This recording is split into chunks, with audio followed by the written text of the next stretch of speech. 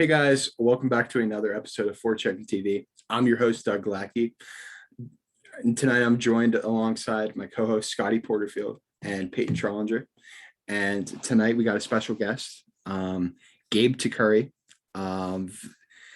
GTAC 13 jerseys. Big guy in the jersey community. He's had a big recent couple of weeks being featured on Bar Down and a couple other media outlets. So Gabe, how we doing, man? I'm good. Crazy couple of weeks, but thanks for having me. I appreciate it. And then definitely. It's good to have you back on. And we're gonna talk a lot about jerseys this evening. If you were looking for actual hockey talk, my sincerest apologies. But a lot of this is gonna be about hockey jerseys and what's been going on lately. We'll start off with the New Jersey Devils. That jersey is horrific, but it also gave us one of the greatest memes of all time by them making the hat and putting it on Dougie Hamilton. So thank you for that, New Jersey. But going further, honestly, I just don't understand how hard it is. Just give us a black jersey with the basic logo, some red piping around the stomach, and red numbers with black trim, or with white trim. I don't really understand how difficult it is to do that. I also think it's a bad time to screw up a jersey this bad. I mean, this is a pivotal time for that organization. They're going into a window of years where they're going to be thriving with Jack Hughes and Nico Hischier running the show. And that's going to be a big part of their identity is, the jerseys they're wearing. And it's a shame they're going to have to wear that hideous third, at least for right now. Yeah, whenever I first saw the design leak out, I was like, oh man, they're not actually going to go through with this, are they? And then it turns out it was real and everything. We talked about how I think Marty Brodeur was the guy that designed the jersey. That was their first mistake, was letting Marty take the reins on that project. It kind of reminded me of whenever Virgil Abloh released the Pop Smoke album cover and everybody hated it first. And then they had to go back and redo it again.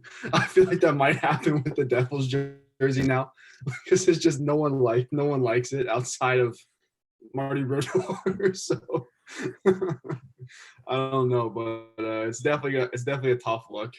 I hope it doesn't stick around for longer than this year at least, because man, it's just like you said, Dougie, so much potential is wasted there. You're the Devils. There's definitely a lot of things you could have done with, if you want to come up with a new concept, there are a lot of things you could have done, and you're just like, no, here's half of our team name, or our city name, or state name. Let's just throw it up on our jersey and call it a day. I hate when teams do that. And ironically enough, my team just did it too. But I mean, at least with ours, it looks good. But yeah, that's a very rough look on the Devils' part. And just Definitely, it's really not that hard. I don't understand how you mess up a red and black color scheme and the Devils. Again, there's so much you could have done. So much. it's probably Go ahead, Gabe. I can't believe it's their first ever alternate jersey, and the fans have waited years to see that. It's just disappointing. I mean, the one Devils fan I know in real life, he loves it, but I've seen the vast majority of people don't like it. The memes have been great though, so at least there's that. Yeah. And, I think it's crazy because in professional sports, when you're given a red black color scheme, it's extremely hard to screw it up. In American professional sports, if you get a red black color scheme or a red and blue or a red, white, and blue color scheme, 9 times out of 10, you're able to knock those out of the park. So it's crazy. Now, speaking of other teams just absolutely making a disgrace of a jersey, what the hell is going on with those Nashville Predators Stadium Series jerseys? Yikes. Aren't the fonts off too? Kinda, yeah. Like they don't look good. Obviously, I gotta pull it up real quick just to look at it again because I saw it on Twitter and I've been ignoring it ever since. But I mean, like whenever I first saw the design, like really, that's what we're going with. Like, you remember those like mustard colored ones they used to wear back in the day, where the Predator looks really high? Mhm. And like, I think that one's honestly better than this new one that they just released. Yeah, so if you haven't seen it, it's literally just they put Smash on top and then Bill on the bottom, and then they have a guitar pick between it, which just it's a terrible look. It just does not look good at all. I don't know why they're trying to force this whole Smashville agenda on people. Like it's a cool nickname to have, but you don't need to put it on a jersey. It just looks corny. It looks like something that you designed for like NHL 22 or something for your ESHL franchise, but like that's just not a look you're gonna have whenever you're gonna play an actual NHL game. And that's another one that Nashville's gonna want to throw away when they're done because I think like they did a video of like the players reacting to it too, and they're like who wants to try it on first, and nobody wants to try it on. Like everyone's like it's like no, you try it on. So it was it's a very another tough look here. A lot of swings and misses by NHL teams there. They had poor Pecorine come back to be the first guy to model it. That's just not a good way to do it, man. Poor guy. Roman Yossi tried so hard to lie and say that he liked the jerseys. And just to add real quick, I don't understand why there isn't more experimentation done on Nashville's part with that guitar pick logo. Like, just make that a jersey. I would have been perfectly fine with that guitar pick logo being the main logo on that Navy jersey, and then maybe do like the Preds logo, like as like the shoulders. Like I'd put the Predator logo up down the middle, like on the front with the guitar pick. I'd rather do that. Like you said, with those old Navy jerseys they used to wear, those old alternates that they had. Dude, just bring those. They could have brought those back and gotten away with it because fans actually like those jerseys. So if you had done that and put the guitar picks on the shoulder patches, you'd been fine. So yeah, I mean, monstrosity of a jersey. and I feel like Gabe can attest to this. Like those Navy alternates that Scotty just referred to, those are like impossible to find now, right? And they're like insanely expensive. Yeah, they're going for 250-ish. Those things are one of the best styles, in my opinion, of all time. I love those. The look of those. Yeah, they Just were. Curious, real quick, what player would be on?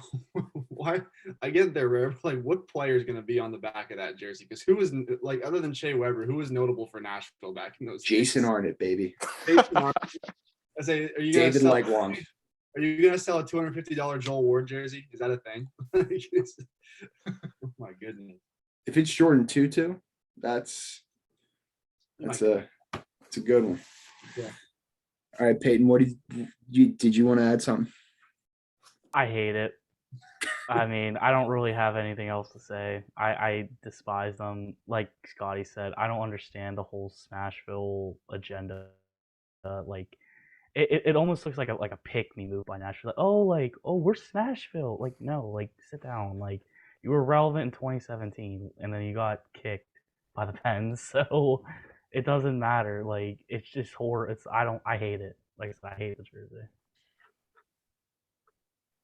I just like I said, the main part is just the Smashville. I don't agree with that. I don't think it looks good.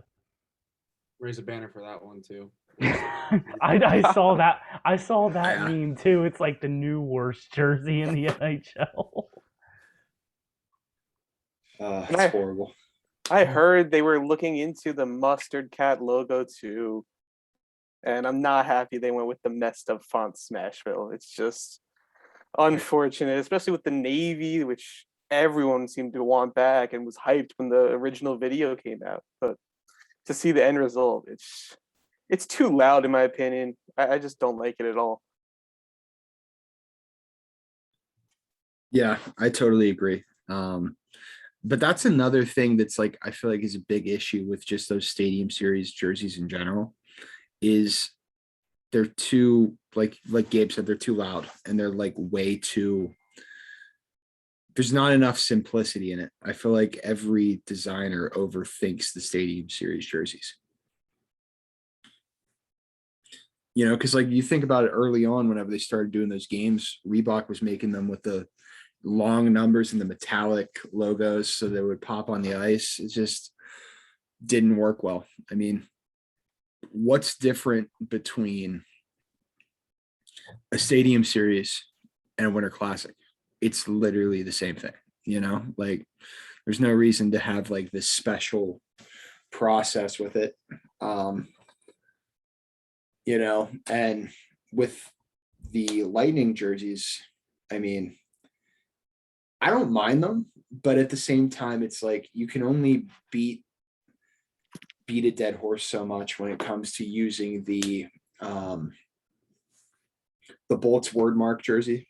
I mean, it was awesome whenever you did it with the in the black whenever you first did it a couple years ago, but really at this point, I mean, you have a really nice classic logo too. I mean, those reverse retros they did last year were phenomenal. And why not try and continue to build momentum off of that rather than just continuing to experiment with this word mark? I think they could have brought those back honestly for this game, or maybe like just change the color, like just change it to white instead of blue, because obviously Nashville took the blue already. So if you had changed the color to white, I think they could have got away with that, and fans would have been happy about it. But again, like you said, like they've overdone it with like the Bolts thing. That was like whatever they first did that in 2009, it wasn't a bad idea, but like now it's just like you said, you're beating a dead horse at this point because this one isn't as good as the other two that they've had before. So. And it's like also too, Carolina, Pittsburgh, and the Rangers all already have the word mark jerseys. Like they're starting to bring them back too. And it's like Tampa Bay at this point, it looks like they're just hopping on a bandwagon. And they keep bringing back their old logo, trying to stay relevant. And like I said, I don't mind it. It looks good, but it looks way better than Nashville's, but it's just could have did a little bit better. Yeah, I'm not a big fan of them either. They look pretty similar, in my opinion, to the Colorados that we saw a few years ago with the bottom design. Mhm. But yeah, I don't like the word mark logo. I just haven't been a fan of it as of recently, especially with New Jersey and then the Smashville and the Lightnings. But I wanted to see them go in a storm direction, if anything. And I'm not happy to see they didn't. But I mean, most people seem to like it, so maybe I just have bad taste. Yeah, I don't know. I mean, you said that to me last night, and I was like, I'm not really sure like how valid that statement is. But moving onward, the Pittsburgh Penguins finally did it. Like they finally brought back the black diagonal jersey. This is something that I think a lot of us have been wishing for quite some time now, at least since they brought back the black and gold color scheme. I was looking through my phone a couple weeks ago, and I had a concept art of that jersey, like a Photoshop concept art of Sid in that jersey from like when they first merged, from whenever Adidas first got the contract back up in like 2018 or 2019. So this has been something that's been on my radar for a while. And I really can't wait to get my hands on one. Like I've said to all of you, I have tickets to the game that they get released at. So best believe I'm going in there with my check from work for working Thanksgiving. Best believe I'm going in there with that added cash stat padding, ready to go to war in Penn's gear.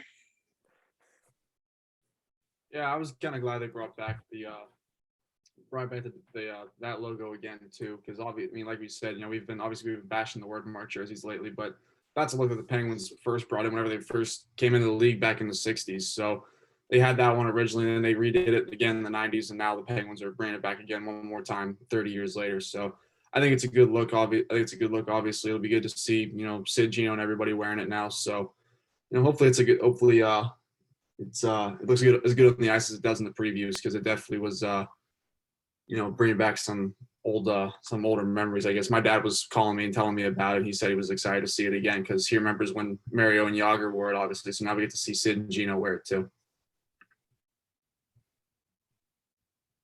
All I'm gonna say is if I don't see Snoop Dogg in Pittsburgh wearing that alternate jersey, I'm gonna be very upset. That's all I'm gonna say. They It will needs to make happen. so much money if they do a gin and juice one. Oh yeah. They'll make so much money. I think they look great though. It's pretty much just reversing the reverse retros. Same design on the sleeves and the shoulder patch, but it looks great. They didn't overdo anything. It's a classic look, and I think it'll look great. And it's simple too. It's simple. Simplicity makes the best jerseys, I swear. Can we just jump out and say it right now? This is probably the best jersey the team has unveiled since the 08 Winter Classic. Obviously, going back to the black and gold doesn't count because that's something that should have never changed. But outside of that, I think this is probably the best thing they've done since the baby blues. But moving forward, since we're already on the Penguins, we might as well just get the Penguins out of the way now. They're struggling on this Western Canada road trip. Ever since Russ got hurt, the lines have been kind of flat, and it looks like they finally broke up the second line. Thank God. They finally broke up Zucker, Carter, and Kapanen, but I don't really think they did it as well as they could have because they took all they really did was take Kasperi Kapanen off that third line or off that second line. And really, whenever you think of it, I think it's just so much easier to put Danton Heinen up in the top six with Sid and Jake and just let Rodriguez go back to center. Because even though it was such a small sample size, Zucker, Rodriguez, and Kapanen have been fantastic together at 5v5 this year. And, you know, that's something that at least until Gino gets back, I think they should keep together. And we're getting to a point now where, you know, you're starting to notice like, okay, like maybe Jeff Carter was just tearing it up last year after the trade just because he was getting such favorable matchups as an actual third line center.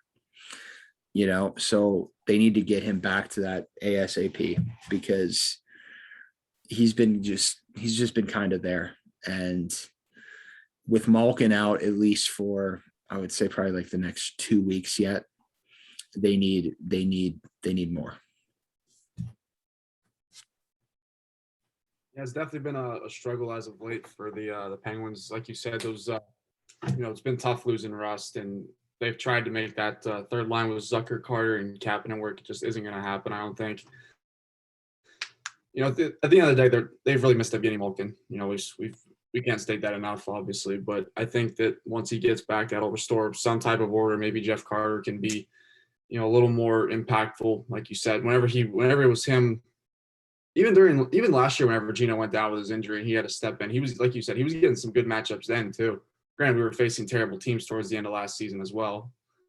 I mean, I think we played Buffalo like 10 times in the last month of the season last year. But yeah, that's just got to be something they got to figure out too, because I feel like that team could, like, the only line that's really been consistent has been that fourth line with Bluger, Aston Reese, and McGinn. They've really been the only one that's had like consistent chemistry all the way, and it was just a pleasant surprise because obviously that was the big question whenever the Penguins lost Tanev in expansion was, oh, what's going to happen to that fourth line now? And Brock McGinn's more than filled that role easily. So, Yeah, I just want to chime in real quick and say that I totally agree with you there, Scotty. Although Tanev's shooting at like a 19% clip right now in Seattle, I find I can rest peacefully at night knowing that Brock McGinn's on the fourth line, just like providing a little bit more of an offensive boost than what Tanev would have, at least in what the Pittsburgh version of Brandon Tanev would have, you know. And really, you'd like to think that at least in theory, better days and better matchups are ahead for Jason Zucker and Jeff Carter, because once Malkin and Russ both come back, I think that second line left wing spot's gonna be occupied by Evan Rodriguez. I think that he's earned it. I haven't seen a breakout, like a random breakout for a player like this in quite some time. I think the most comparable, at least for where he's going in terms of point production, would be like a Mike Hoffman in Ottawa, where his first like 2 or 3 years in the league, he had like 5, 6, 7 points a year. And then he just randomly popped off for like 25 goals and 46, 47, 48 points. And, I mean, that's where he's going, and I just want to pose a question to you guys. I think that once Malkin and Rust are fully healthy, and granted, hoping nobody else goes down long term, which the fact that I even said that out loud right now just is absolutely stupid on my end, because now something catastrophic is probably going to happen tomorrow night when they play in Vancouver. But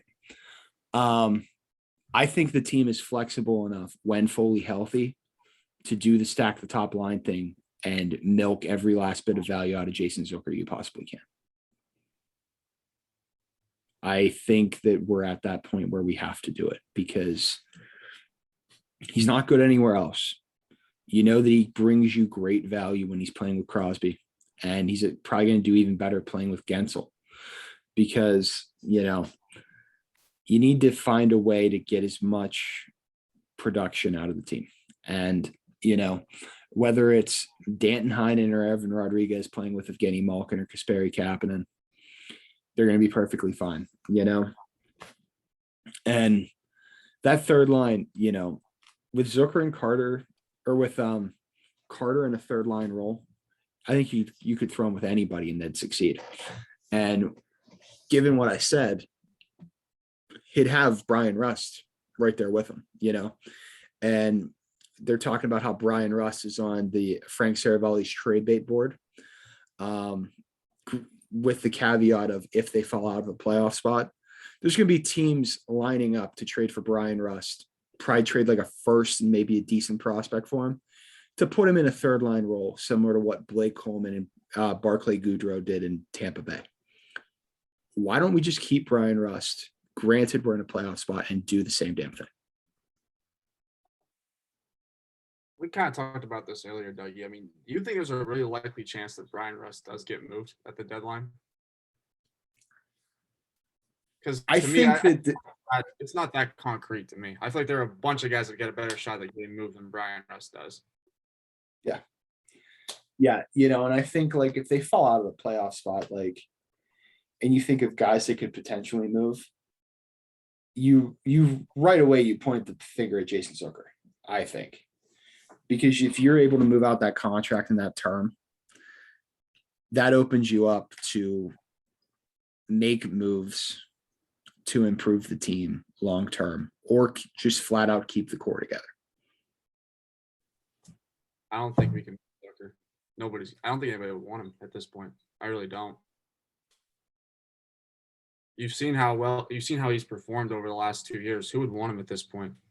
With that contract, I don't see him getting moved at all. I think you got a better chance seeing a guy like, I think you got a better chance seeing someone like a Tanner Pearson or Jason Dickinson or someone like that getting moved before you'll see like what's his name? Like you'll see Jason Zucker getting moved. We got a better chance seeing Ole Mata get traded, I think, before we end up seeing Jason Zucker get traded. No exaggeration. Yeah, and it's a very difficult situation because Zucker does everything right except for put the puck in the net consistently. Which is what you're paying him to do. Yeah, and when you're paying a guy $5.5 million every year against your salary cap, you need him to score at least 25. Yeah. Whereas since he's been here, he's been struggling to score 15, which is tough. It's difficult. And like we say, we always go back to the contract. If he was getting paid what Brian Rust was getting paid right now at $3.5 million, take it. I have zero issue with him. But given the fact that they're paying $5.5 million to him right now, given the fact that they traded the guy that was most likely the heir apparent to Crystal Tang for him, on top of a first round pick that still drafted a pretty damn good player, it's a very difficult situation, and you immediately start pointing fingers to a David Perron type situation. I never David Perron first came to Pittsburgh, he was like lighting it up with Sid, and Zucker was doing the same thing, and then it's just fell off. And then they started putting him with Malkin, and the same exact thing happened. Yeah, literally, it's literally what happened. Yeah. The only person who has not curled up in a ball and died on a line with Evgeny Malkin that was acquired here to play with Sidney Crosby is probably James Neal. Phil, but like at the same time, like I don't really count Phil because he made his own line. Yeah, but at the same time, I think Phil spent more time playing with Gino than he did Bonino, for being honest. That's true. And he did score like 95 points with Gino. That makes total sense. You're right. You're totally right. But yeah, like the David Perron situation, like I was going to say, in a nutshell, you traded Matt Barzal for David Perron. Like, even though you wouldn't have money to pay Matt Barzal right now, it'd been nice to have him 2-3 years ago. the insane things you could have done with Matt Barzal playing top line right wing with Sidney Crosby and Jake Gensel on an ELC would have been disgusting. Definitely could have had a three-peat. The truth is, I think they have a three-peat if they don't trade for Brassard, but that's besides the point. This has been a segment brought to you by the Derek Brassard Slander Coalition. So there you go. Before we kick the can down the road any further, let's switch things here a little bit since we got Gabe with us. I think we got to talk 100%. Because oh my goodness gracious, what a time to be on Long Island right now. Yeah, it's been tough. Yeah, the floor is yours if you want to share any opinions you have, because obviously, we're gonna get into it. But I mean, you're watching this team more than we are, so what are you seeing that is obviously hurting them right now? Because obviously they've had to deal with a lot of injuries as of late. But I think it's more than just the fact they're losing guys to injury. Oh yeah, they can't score. It's been their problem the entire season. I mean, yeah, they've dealt with injuries and COVID, but they have no one who could score. They've been shuffling lines like crazy. I don't know why Wallstrom hasn't gotten the first line opportunity at all. He's been lighting it up everywhere, besides being with Barzal, which I think he'd have the most success at. But we'll see.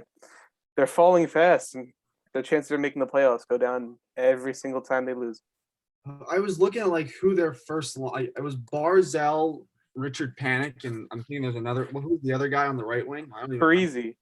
Zach Parise. Yeah, that was their first line. I'm like, oh god, this is terrible. Not the line you want to see. Like, I thought the Islanders team had a shot at making the conference finals at the minimum, and now they're dead. Now they're last in the Metro. Seems like a pipe dream at this point. But I mean, one thing, and like you said, they've had a couple tough things to deal with. Obviously, we've talked about the injuries, and it's not fun playing your first 13 games on the road either. But I don't think that's not the fault of the league or anybody else. I think that one's on the Islanders. If you didn't want to start the season on the road, maybe build your arena a little bit faster. I think they have control over that. So that one's on them more than anything. But it's the thing that, and I could be off base with this, but I'm going to say it anyway. It hurt losing Jordan Eberle in the expansion draft, because there are some guys you protected and kept that you definitely shouldn't have. There's no reason why Cal Clutterbuck should have been protected over him. Because like you said, that team, like you said, you guys can't score right now. It's good. I mean, you guys are always good at stopping the puck, but when you can't put it in the net more than you stop it, that's a huge issue. And Jordan Eberle was one of those guys who could at least do it at a decent pace, and now you don't have that. And you got your fourth line grit with Cal Clutterbuck, but how much is that going to help you right now? It's not. They're below 500. So I feel like that was another thing that kind of hurt him too, was the fact that they didn't make the best moves in the offseason too. There was no need to bring in overcooked Zdeno Chara either. I don't think that was, a move that needed to happen at this point. I get that he's a legend in the game, but I don't think he needs to remain in the league just because, he's just a name at this point. There's no way he gets a contract next year. No, He's been absolutely brutal for us, which is so bad because one of the jerseys that I've always wanted was a Chara wave jersey, and now it's like just any reference of Chara on the Islanders is tarnished. It really is. Just he's been that bad. But yeah, with the Eberle point, he's been lighting it up on the Kraken, and Paul Mary, from what he did on the last regular season, did not deserve an extension. He was terrible in the regular season. He was good in the playoffs, sure. He scored that game-winning goal against you guys, but other than that, he's been mediocre at best, and Eberle was constant on Barzal's win. I think the power comes from his beard, honestly. Amarillo made it pigeon. So that could be the case. But no, I mean, going back to Chara, you guys think he just bullies GMs into signing him because he's so huge? like he just threatens to break someone's finger or something if he doesn't get signed. Lou just folded and said, "Okay, here's $750. Come play." Oh man, yeah, tough time to be on Long Island though, for sure. Have you started looking at mock drafts yet? Oh, of course, of Are you course. There. Because I literally made a smart ass comment to Peyton today. I said to him, I cannot wait for the end result of the Islanders season being that Brad Lambert has to turn into a defensively stout two-way forward rather than being offensively sound. Yep. But honestly though, if you guys hit big on a draft lottery, it's going to be interesting because, Barzal helped so much, basically change the identity of the team. And, if you're lucky enough to be a victim of one of these weird one-off fluke years, potentially, that would be massive. Oh yeah.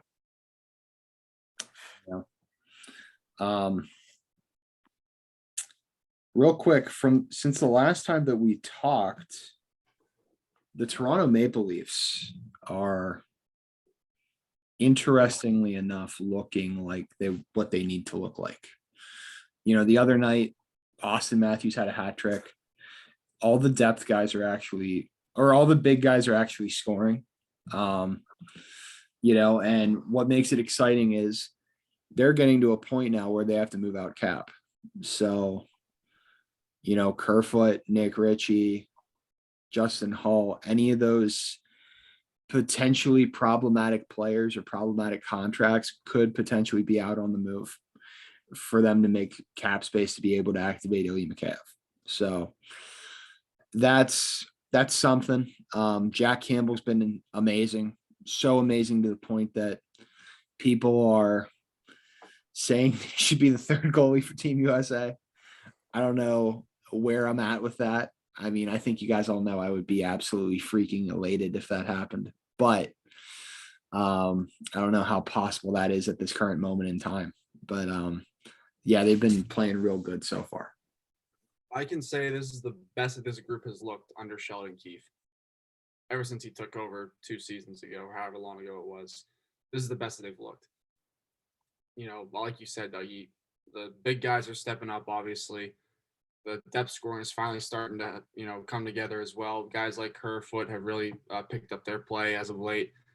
One thing I want to commend on too, obviously, is the way, like you said, is how Jack Campbell's been playing. That guy, obviously, when you're a wagon like the Leafs are, you expect those core group guys to get the job done. But it helps that you have a goalie who can also stop the puck pretty frequently too, and that's what Campbell's been doing so far. So kudos to the Leafs and how they're playing, but it's like the old saying goes, obviously in Toronto, obviously at this point, we don't really care about what they're doing in the regular season. Whenever April and May rolls around, that's when everyone really starts to pay attention. But as of right now, they're one of the top dogs in the league. Yeah. And something minor I just want to touch on. Michael Bunting might be the best value signing that anyone's had this entire offseason.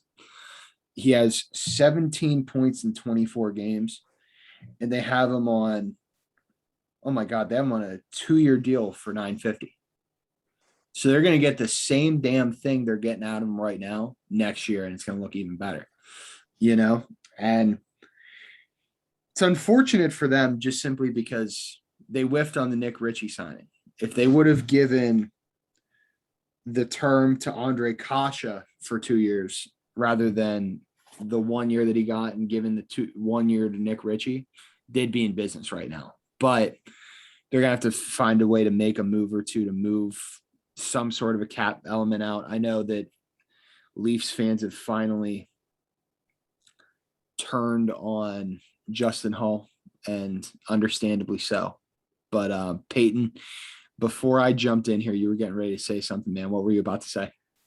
I was just going to say, they're hot right now, and kind of jumping off of what Scotty said, just no one really cares what they're doing right now because, they are going to stop winning. They're going to fall off this hot streak eventually. They're going to start losing again. But what really matters is April or May or whenever they're doing the playoffs this year because, we've seen it past, but we've seen it especially this year. If they can keep playing like they are now in the playoffs, no reason they shouldn't be at least in the conference final, maybe even the Stanley Cup final, because we see the potential they have. And if by the time playoffs come, they get knocked out first round, we're going to say, what happened? There's no excuse, really. They're playing like this now. They're really hot, so. Yeah. And if they approach the trade deadline well, and they're able to get Peter Mrazek healthy enough at a proper time to give Jack Campbell that rest he's going to need to avoid potential burnout, honest to God, I know I've said this before, but I see no way they don't make a cup run in their sleep, or at least a conference final run in their sleep. This group, I know we have to at least get through the first wave of the garbage and win a playoff round. But honest to God, I think winning a playoff round, especially if they're able to close it out in Toronto, would send off enough Disney movie Mickey Mouse vibes to make that happen.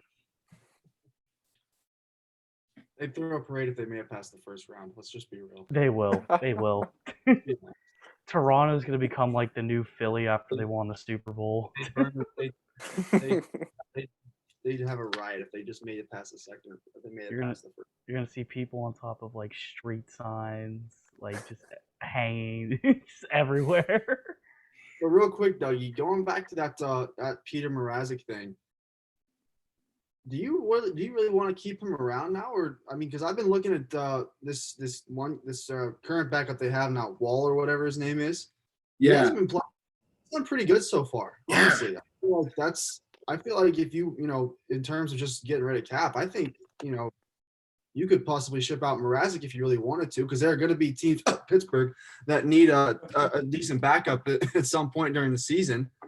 And if Wall's that good of an option and he's cheaper than Mrazek, obviously, why not stick with him then? Because clearly he's been a good option since Mrazek went down. Just throwing that out there.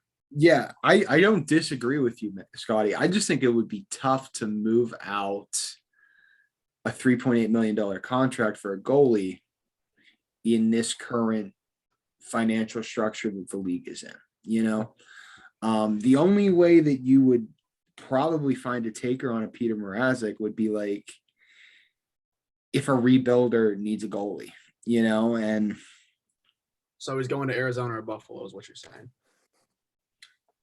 Yeah, but like a rebuilder that isn't actively tanking for like Wright and then one of Bedard or Michkov in 23, but that would make sense. Like if you were able to move out, obviously this is getting fantasy landish, but if you were able to move out Nick Ritchie and Peter Mrazek, that gives you an extra $6.3 million to work with. That not only does that make you a buyer at the deadline for the first time in a while, that makes you a player in free agents. Yeah. And that's... So, I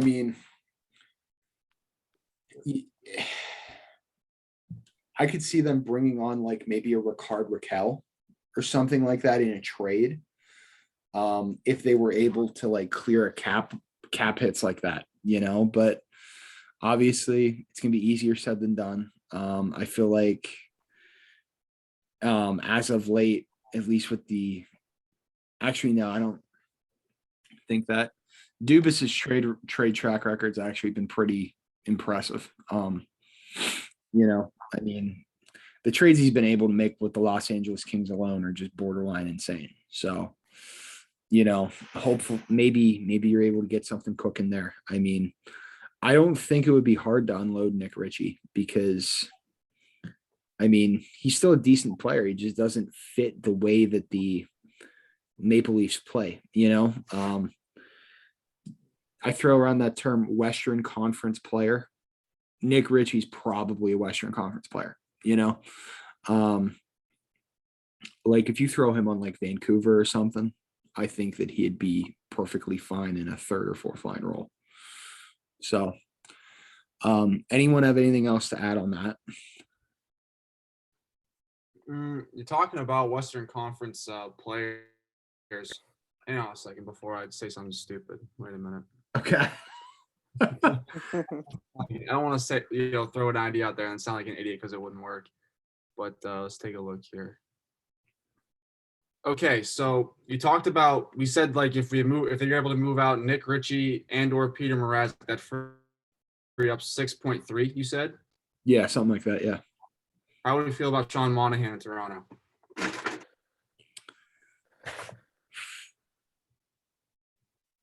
Because obviously it's not working in Calgary. He's a UFA after this year, right? No, and he's a UFA after next season. Oh my God. I don't know how doable that would be if they were able to eat like probably $1 million or $2 million of that contract. Sweet Jesus. That's one hell of a third line center. Like that would be nuts. That would be absolutely nuts. But like if they're able to free up money, I could see them rolling in and calling Vancouver and being like, hey, we want JT Beller. Because that contract's good. But I also could see them moving Kerfoot to a team that's desperate for centers. I've kicked around this idea I've had in my head for a while. Could we see Alex Kerfoot go for, Jordan Greenway? I think that would be something that would fit how the Leafs want to play, and also I could see, maybe Jake DeBrusk for Alex Kerfoot, because the Bruins need to find a way to replace David Krejci. Charlie Coyle ain't it. Jack Studnicka isn't ready. So I could see Kerfoot just going in there playing 2C and just balling out every night with Taylor Hall. I think that would make sense. But I don't know. I think if they were looking to add at the deadline, I would think either defense or maybe winger help. Obviously they don't need left defense anymore because of the fact they extended Morgan Riley. But if we were talking about Morgan Riley still being on an expiring deal, I would like to think that they would at least explore seeing if they would be able to wow the Coyotes with a package to try and get Jacob Chicker. Just because of how cheap his cap hit is, because his cap hit for the next couple of years is essentially what Morgan Riley's is right now, if not less. But, another, just throwing this out there, if they had the ability to load up, I could see them going Tomas Hertl. You guys think that makes sense? To an extent? I don't know. Possible. Let's take a look here. I don't know, man. Cap hits 5.6. So yeah. And also just keeping in mind, like with Monahan, who's to even say Monahan could be on the move by the deadline, because the they've been really good. The Flames, they might be in a position where it's like, okay, we're going to keep this guy around and just see what happens. I think obviously we've thrown out unreasonable candidates to like buy. I can see them trying for Max Domi if Columbus doesn't want to keep him and they want to sell. I don't know his contract specifics off the top of my head, but I think he's on an expiring deal at least, maybe. And I mean, it would fulfill the Domi family prophecy in Toronto. He's making 5.3 right now in his contract year. So yeah, I could see it, because he has that kind of he plays. Obviously, he has more skill and more finish. But he plays similar to what Michael Bunting does for them right now, So why not put that on another line and just keep Bunting with Austin? Yeah, that could work. Moving forward, speaking of family prophecies. Yeah. The Tkachuk family versus the Lemieux family continues to live on. I'll be honest with you guys. I did not know of this. I did not know that Big Walt Keith Tkachuk beat the living hell out of Claude Lemieux in the middle of, was it an Olympic game or a World Cup game? I think it was the World Cup. Still. Yeah. I was so perplexed because I know you can't fight in Olympic hockey. So like, I'm just like, okay, like what the hell is going on? Like these two players are too high profile to be getting each other thrown out of the game right now. But yeah, Brendan Lemieux just, just continuing to be a PR nightmare. Biting Brady Tkachuk. I mean, I'll be honest with you. I didn't notice it until the next morning. And then when I saw Brady's hand in the box, I was like, that is just, and I would say it was disgusting even before a global pandemic. But now I'm just like, oh my God, like that's just horrible, So, I mean, when we talk about that whole situation, obviously I'm assuming everybody's seen what Brady Tkachuk said about Brendan Lemieux after the game. Just absolutely carved the guy. Pretty much. Oh said, yes. yeah, this guy's a loser, and nobody is going to want him after his contract's up, and he's going to beg and plead the NHL to stay in the NHL and stuff like that.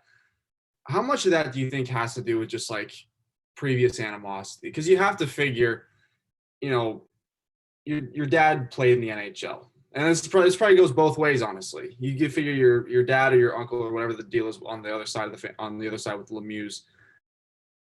They play in the NHL, and you ask him, hey, what was Claude Lemieux like, or what was Keith Tkachuk like, and he just says like, oh, Lemieux was a total scumbag. I absolutely hated him. And maybe Lemieux was like, oh, Tkachuk's such a joke. I hated that guy too. How much do you think was just like personal animosity already beforehand, where it's just like, hey, dad said this other guy was a jerk, so I'm gonna hate his kid now whenever I play against him. Like, you think I feel like that kind of had something to do with it at some point too. It was just like there was already some personal animosity there, because the things he was saying in that interview, I get you got bit, but at the same time, it's like you've been waiting to say this for a while. You've been sitting on that. That wasn't just like a spew of the moment thing. You've had that one ready to throw out, and you just like, now's the time, Nobody calls in my opinion, nobody calls another human being a brickhead who's got nothing up there, unless you've been sitting on that for a little bit. I mean, take it from me. I do get worked up sometimes over some stuff, but like, I would never even like, I never even knew that was a term to call somebody like a brickhead until like Brady had that press conference, and now I'm just like, holy crap, like that's nuts. But I think the truth might be somewhere in the middle. I think I have the belief that Brendan Lemieux probably isn't very well liked around the league for several reasons, and obviously his teammates aren't going to say anything, of that nature, because they gotta stand up for their guy. They gotta have their guy at all times. But I could see people in that locker room saying, okay, like this guy's kind of a jerk, or this guy isn't deep down, this guy isn't a good person. I could totally see that, and I could buy that totally. But yeah, I could get what you're saying with the whole like, oh, this has been like in the family for a while. And all I gotta say is I cannot wait until the Kings play the Flames, because I already know Matthew's going to just absolutely destroy Brendan Lemieux, and it's going to be must-watch television. He's already got to deal with Drew Doughty as it is. Now he's got to take care of Brendan Lemieux too. So yeah, it's gonna be something. I mean, well, real quick, not to cut you off there, Dougie, but like yeah. I was checking to see like, okay, are any of his teammates actually going to step up and like defend him? And the only one that said anything was Jonathan Quick. He was the only one that I know of, at least, that I've checked on that said something. He basically said that he'd rather have Brendan as a teammate than Brady. So, I mean, I don't know if that's just, obviously that could just be lip service, obviously, but at the same time, it's not a good look when only one guy's saying something for you. So maybe Brady Tkachuk's onto something, but yeah, I can't speak to what Jonathan Quick's saying, but like that has to be lip service. I would assume so, given that he's the only one that said anything. All right, Peyton, were you getting ready to talk? What were you gonna say? I just kind of like, I was gonna kind of answer what he was saying, like that you definitely had to been sitting on that. You are. I think that there was some talk with like in their families about like, oh, how they hate the Lemieux, oh, you hate the Tkachuks. So yeah, that was definitely something he was sitting on and just waiting just to snap out and say in front of everybody. But maybe he might not have wanted to put that like on a public display, but like he was definitely thinking about that, and now it's out there. So I mean, you can't really hide your feelings now. So yeah, that it's been set in stone now, I'd say. no turning back. Those are fighting words. Exactly. For sure. What are your thoughts on the situation, Gabe? I was disgusted when I first saw. I didn't even notice it like during the whole scrum. Then you see his hand in the penalty box. It's like, yikes, that was terrible. But the whole thing, yeah, I definitely agree that prior animosity could definitely be a factor. If there's definitely history or conversations had in the past. But yeah, can't wait to see what happens when he comes back, or if he even plays again. Yeah, totally agree.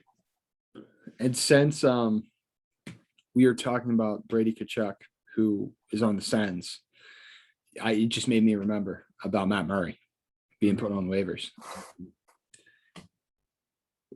What a wild time, man. Like, we all know that contract wasn't a good idea from the get-go, but like, I didn't think it was going to be this bad. I didn't think there was going to be something like this. Part of me hopes that he's able to get out of that contract somehow, because, he's going to end up like how Wade Redden was, where Wade Redden was just buried in Hartford for the entirety of like that massive contract he got in New York. And he's just not, his career is going to whittle away to nothing, So like, hopefully better days are ahead for Matt Murray, because I mean, guys, I don't say this as a joke. Whenever Matt Murray was dialed in 16 and 17, like, he might honestly have been the most confident goalie I've ever seen.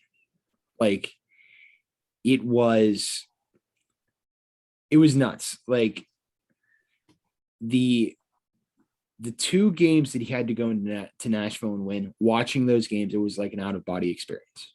Like, he was that freaking good. And I know that Jordan Binnington went and did the same thing a little while later, but the thing with Matt was he didn't get rattled. He wasn't like saying like all this stuff in press conferences and things like that. He just stuck to what he did. He stayed on his game. He stayed the course and did his thing, And I really think that Matt Murray can still be a competent NHL goaltender. A lot's going to have to be shown to say that he's a starter, but I think he's a really good backup and maybe somebody that you would want in a tandem as a 1A, 1B. He needs a good goalie coach. He needs a goalie coach that's able to help him and get him back on track. I know that this has been widely talked about throughout just the Penguins fandom and through people on Twitter, that there are people that believe that Mike Buckley, the Penguins' former goaltending coach, had Murray's positioning and kinetics so messed up and out of whack to the point that it was greatly affecting the on ice result. And I think that if Matt and his agent are able to get out of that contract somehow, some way, and make him a free agent where he just goes on unconditional release waivers, I think he could sign with a team that has a stable organization and be able to find his game again, and I hope that that's able to happen. And then hopefully, if all else fails, the Sens are somehow able to facilitate a trade. I'm not really sure how you do that when you're going to have to eat half of that $6.25 million contract. And even then, right now, at half retained, that still looks like a massive freaking gamble, guys. Yeah, I mean, just reading a report from Elliot Friedman that came out like 2 days ago, he said there are hard feelings between the Ottawa Senators and Matt Murray, and Murray feels like he's a scapegoat for the team. I mean, I can kind of understand that. Obviously, he's probably felt that way for the last 2 years, for a while now, ever since he started having his struggles in Pittsburgh. But as far as if we're talking potential landing spots for Matt Murray, because obviously he's out there now, and things will probably change here for him. What are some places that we think he could have a shot of him landing, I guess, would be a good question to ask. The biggest one that I've seen people talk about is Buffalo, simply because Mike Bales is the goaltending coach in Buffalo. Mm-hmm. And, under the tutelage of Mike Bales, both Fleury and Murray probably had the best 2-year runs of their career. And then, they decided to make the switch to Mike Buckley, which I understand. Buckley was Murray's guy, but didn't work out. Didn't work out the way that everybody wanted it to. I could see Arizona potentially, but like Scott Wedgwood's been playing very well.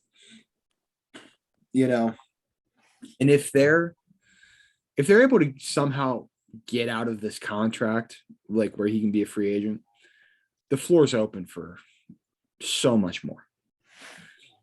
I think that's the biggest thing. Is like there are a lot of places he could end up, but he has to be a free agent if it happens. Yes. Like New York would be like the Rangers, I think would be a great fit for him.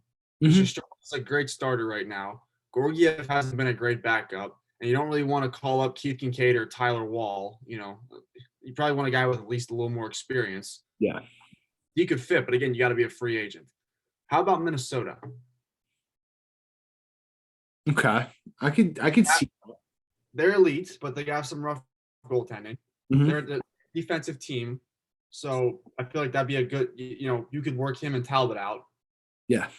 I think that could work too. There's another one here. Tampa. Yeah. You're gonna tell Matt Murray isn't an upgrade over Brian Elliott. Right. And if, God forbid, Andrei Vasilevsky gets hurt, that's a guy you need. Again, with this situation, he has to be a free agent in all of those. If he's not a free agent, don't even bother. It's not going to happen. And I was even saying Toronto, just because of how well Kyle Dubas knows him. I could see. That's right. Yeah. I could see Kyle giving him a 2-way where he can go down and work with the Marley staff and get himself right. And when the time comes, if Mrazek's still injured or if Mrazek's not in the picture, he just go back up Jack Campbell, And I'd be remiss if I didn't say the Penguins got to find a way to upgrade on Casey DeSmith. But I'm not saying right now, I'm not going to say that, Matt Murray's the answer, because we all know that there's a small yet vocal minority in the city of Pittsburgh that basically, I don't want to put it this way, but it's basically true, that essentially wants Matt Murray dead. So I don't know how well that would go. I don't know, maybe things are different because Jim's gone, because Jim Rutherford's gone, and I honestly, like, if they were able to bring him in and work him with Andy Chiodo, I really think he could get back to form, or somewhat back to form. I mean, you guys know I've talked about this, Peyton and Scotty. I've talked about this with both of you guys at length, but I mean, I would love to see it, Another team, St. Louis, needs a backup, don't they? Because their backup still, I think their backup still Ville Husso. Might be. I don't know, because they had some guy in there last week. I don't think it was Huso. I forget. I don't remember. They definitely Columbus they could had a work. new guy. Yeah, Columbus could work too because of Corpusalo being so rough around the edges over as of late. They have some kid in there named Joel Hoffer right now. St. Louis does. He's only 21. He played last week, I think, against some terrible team. I forget which one. They blew him out, but he had a good game. It's interesting. It's very interesting. So basically, if him and his agent can get this contract worked out, he's got work. Yeah, like that's A lot of work. That's the whole job thing. opening. You have to wonder if in the summer the Sens won't just buy him out. Definitely a possibility now. Yeah, I don't know the contract structure. I don't know if his contract's more backloaded than it is front loaded, but I could see them buying him out because they'd only be buying out 1 year if they buy him out in summer, right? I think so. Hey, I don't know offhand. And even if they're just buying out 2 years, I think they could still make it work. But it would be nice to see him get somewhere where he can get better and get himself back to normal, because I think we all know that he's more capable than what he's shown and what he's been given over the past year or so. And I will die on this hill of if you put the Penguins' current defense right now in front of Matt Murray would be perfectly fine. It's just Jim Rutherford failed Matt Murray during the last year or so of his tenure in Pittsburgh by, anchoring him with people like Jack Johnson, Justin Schultz, Eric Branson. I could do an entire list. You guys know I could write an entire book on everything that's happened with that team since the back-to-back cup runs. So, but anyways, is there anything else that you guys want to touch on or add? All good over here. All right. Well, Gabe, thank you for coming on. Greatly appreciate it. Thank you for having me again. I appreciate it. And you have anything going on, like anything notable? You want a rumor? If you want to drop a bomb, drop a bomb. Minnesota's a team to keep an eye on for releasing an alternate next year. Just things I've been hearing. Is it gonna be the subway alternates again? No idea. Haven't heard any details. I've just heard Minnesota is an almost definite for next season. That's interesting because I could see them, not to get on another like 5 to 10 minute conversation, but I could definitely see them going back to red for a third jersey. Yes. Or I'd be perfectly fine with them using the North Stars colorway. I think that was underrated reverse retros that was made. So, all right, guys. Well, thanks again, Gabe. As always, guys, this has been another episode of Forechecking TV. Be sure to follow us on Twitter at Forechecking TV. Subscribe to us on YouTube and look for us wherever you get your podcasts from. Thank you, guys, and good night.